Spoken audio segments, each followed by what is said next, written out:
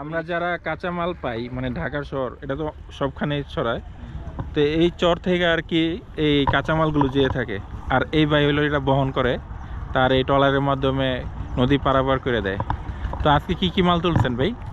এটা হলো শুকনা মরিচ, শুকনা মরিচ, কাঁচা মরিচ নেয়, টমাটুম, বাইগন, কলা, যাবতীয় কাঁচামাল আর কি আমরা বেড়াকে নিয়ে বিক্রি করি। এই মালটা সারা বাংলাদেশে ছড়ায়। শুধু আজকে কি শুকনা মরিচে? এটা শুকনা মরিচ।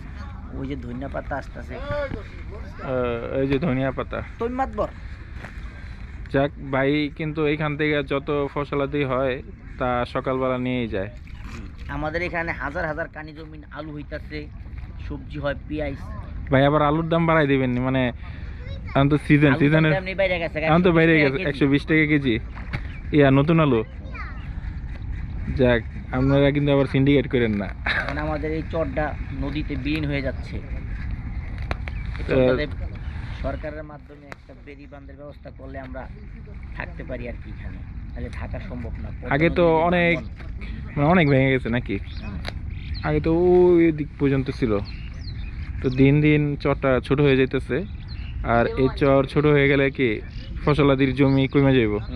যারা চাষাবাদ করে তারা ও যে নদী কাছে সব ছিল বাড়িঘর, সব বাড়িঘর ছিল নদীতে বিলীন হয়ে গেছে।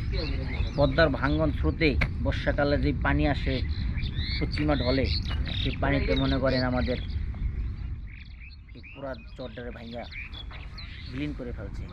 এখন আমাদের শরীয়তপুর জেলার মনে করেন অল্প কত জায়গা আছে, কিন্তু সবই মুন্সিগঞ্জের ভিতর পড়ছে। এদিকে কেন মুন্সিগঞ্জের ভিতর। হ্যাঁ, এই যে ধনিয়া পাতা ঢুকে গেল নাকি? মানে